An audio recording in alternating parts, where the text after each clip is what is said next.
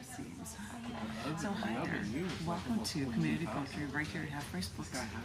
I've got a number of books I'd be able to share with you, and I'm thrilled that I get the chance to be able to do that right now. In June, I believe, this year or thereabouts, I released an interview and poetry collection book with journal entries called In Depth. And there are two poems from this that I would like to share with you. This first one is the more meaningful one, I guess, of the two of them. And it is after questions about dealing with women's issues and being an acquaintance rape bookshop facilitator for years. So I'll start with this poem for you. And it is verses 2 and 6 of Right There by Your Heart. Have you ever had that feeling before? You know, the one where someone's telling you something you don't want to hear. Like if someone's about to tell you that someone died and you knew what they were going to say and you still didn't want to hear it.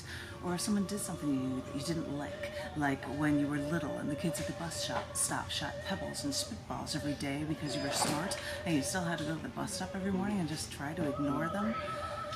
And when that happens, it feels like a medium-sized rock just fell into the bottom of your stomach, and you don't want to move because you're afraid that rock will hurt the inside of your stomach, and so you just have to sit there and just hope that the rock goes away.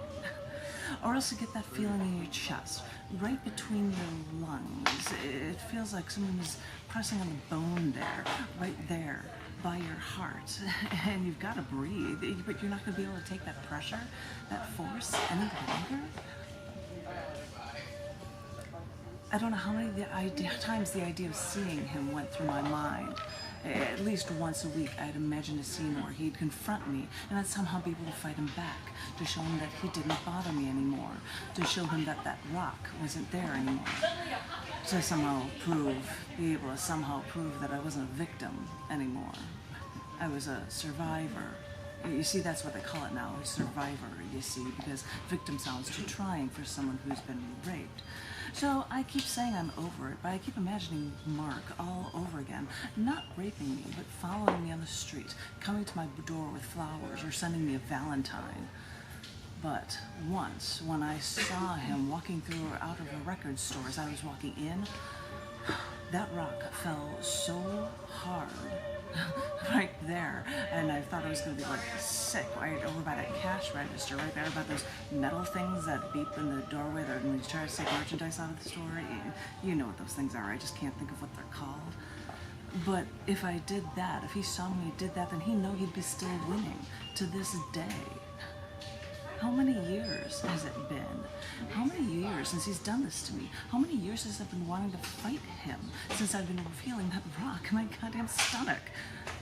I managed to hide my face from him in the store so that he didn't see me as he walked out. When I saw that he was gone, I wondered why I still felt that pressure there in my lungs after I saw he was gone. I thought that pressure was going to turn my body inside out. I grabbed at my shirt and I pulled at my heart. Maybe that pain is always there, right there, by your heart. But I try not to go through it until I think about it, until I go through times like those.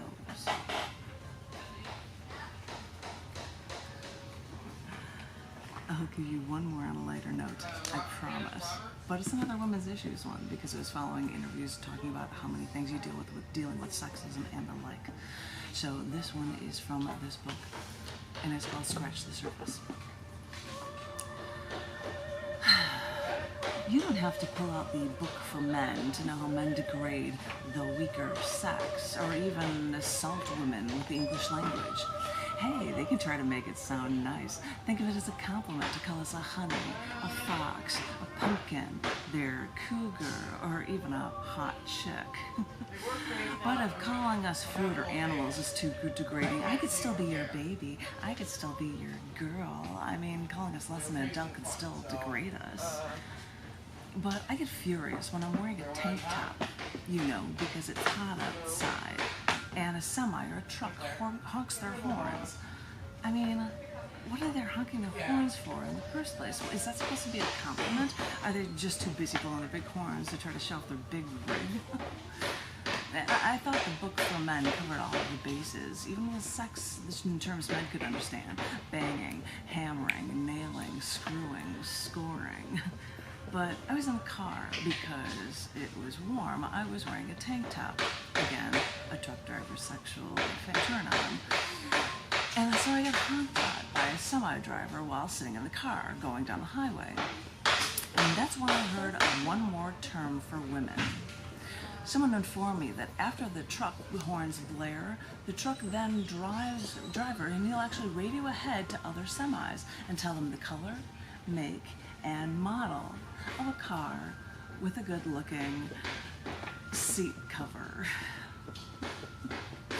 Wow, a seat cover. Thanks. Now we're reduced to good-looking upholstery, something that you just keep around to sit on. But we can't stay pretty long after you've kept us down for years before you search for something prettier to replace us. So, as I sit in this car, covering myself up whenever we're near a truck, I think about the book for men, with jokes objectifying women or reminding us about a bush, a slit, a crack, a box, a hole, or a farm implement, a hoe. Well, I'm telling you, baby doll, as thorough as that handbook seems, it doesn't even scratch the surface. Strange collection was in there, but that seems a perfect reason for me to read something that is in the new issue that was just released in the past few days of cc&d magazine. It is titled Save the World, dun, dun, dun, and it's got cool shots of globes that were outside in Chicago for a little while. The editor for it, there are poets that have material in here as well as short stories.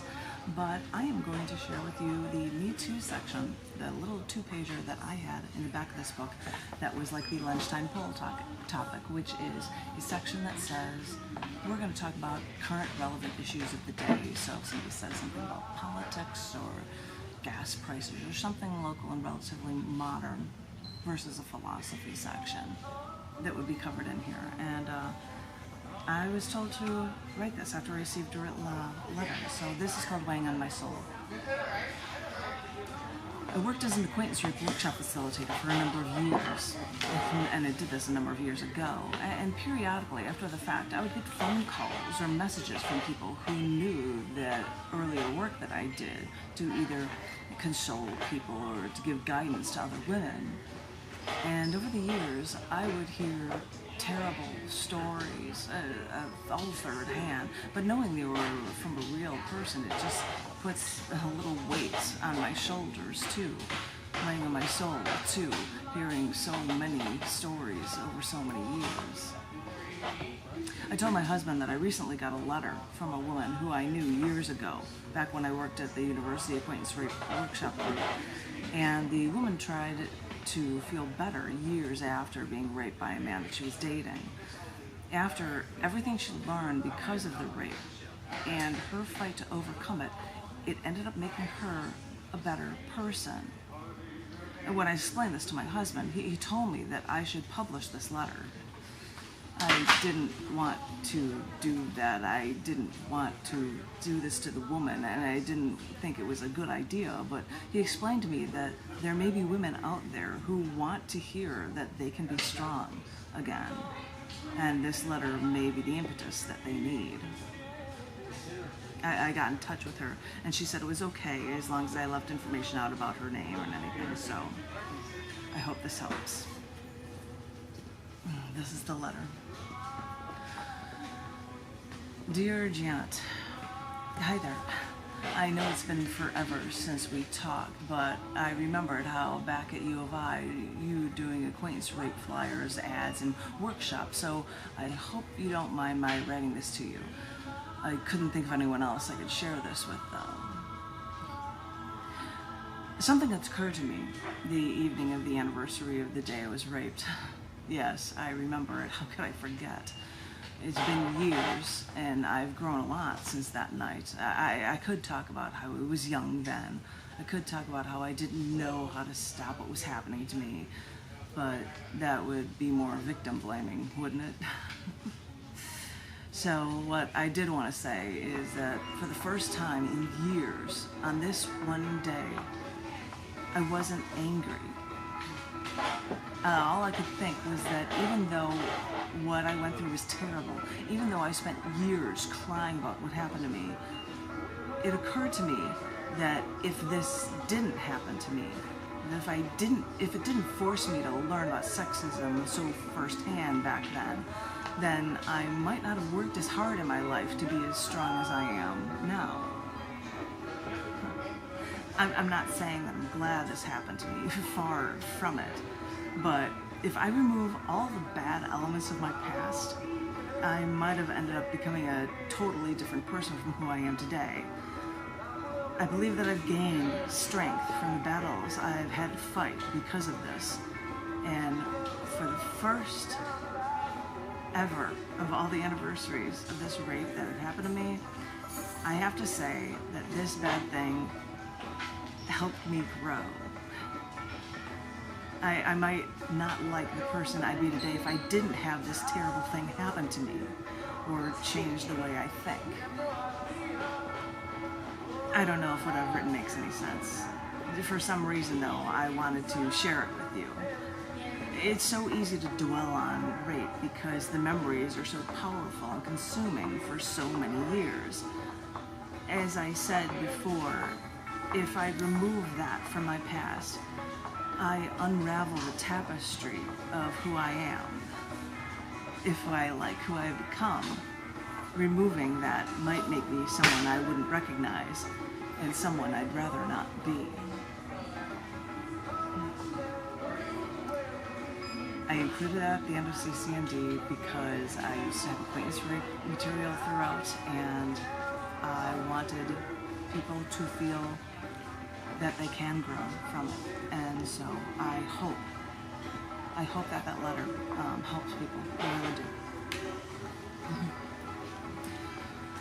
While I'm here, since I've got cc&d, Save the World, I'm going to read one poem that I have included in it, and it is from the performance art section, but there's only one poem in it, and it is from the Bottom of the Earth and Back show that was at Chicago's In One Year in 2018, I think. Cool times, but this is a short piece that is called For Far Too Many Years. After news reports of fires along the coast of California and through national forests filled half a newscast, a news reporter then said on live TV, "We will now have to learn how to live with fire." Live with fire, he says. After I escaped the gates of hell, I am now forever forced into purgatory. I spend every waking moment licked by flames. I know what it's like to be parched because all this time I've been scorched. All I wonder now is why everyone else hasn't been living with hellfire all this time already. It's been around us since the beginning of time. It's been around for far too many years for it to not find you. All this time, it has been breathing down your back, teasing you, whispering to you, calling to you.